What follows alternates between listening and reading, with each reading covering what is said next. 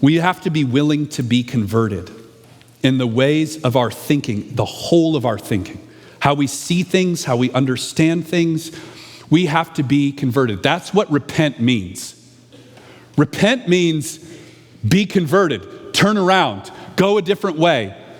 We have been saturated in, bathed in, formed by one set of values and ways of thinking about the world that are worldly from the time we came out of the womb. And the old man in us still kind of loves those ways. We have to be converted.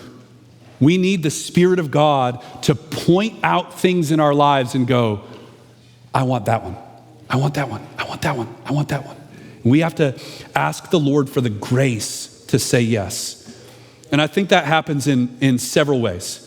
Number one, I think we have to ask the Lord to let his presentation of the kingdom convert our temptations to apathy and lethargy as we pursue the things of God, right? Jesus didn't just save a people to get us out of hell or give us a list of regulations or make our lives a little better.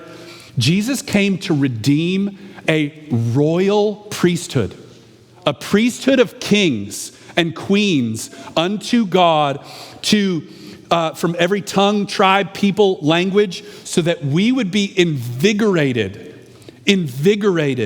by his glorious purpose, and that we would be like animated and zealous for the works that he prepared for us before the foundations of the world.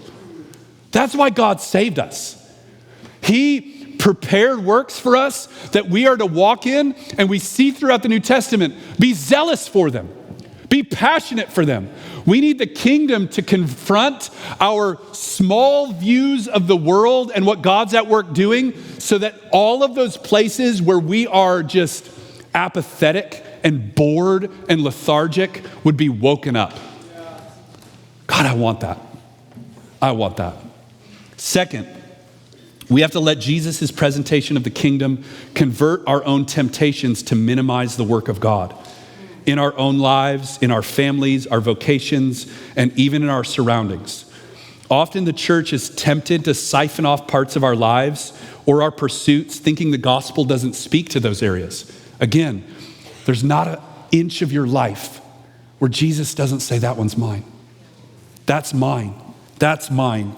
The gospel of Jesus is the message of a king and a kingdom, one that demands wholehearted allegiance and will one day press out to the farthest edges of our lives. Lastly, I want to invite us to let the kingdom, the way that Jesus presents the kingdom, convert our temptations to pursue worldly means in establishing noble ends. I think a lot of times we get excited, right? We get jazzed by this. It's like, yeah, I want to be a part of that. I want to do that. And then we pick up the sword and we run right in. And Jesus goes, my kingdom is not of this world. That doesn't mean he's saying it's not for this world.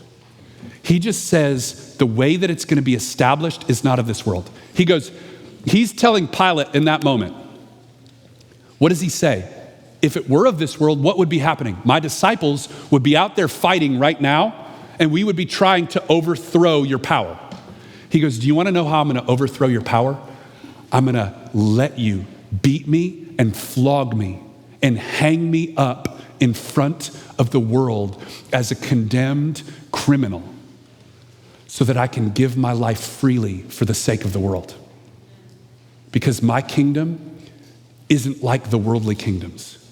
It doesn't get established in the way that worldly kingdoms get established. It gets established by a seed going into the ground and dying so that it may spring up and fill the whole earth with life.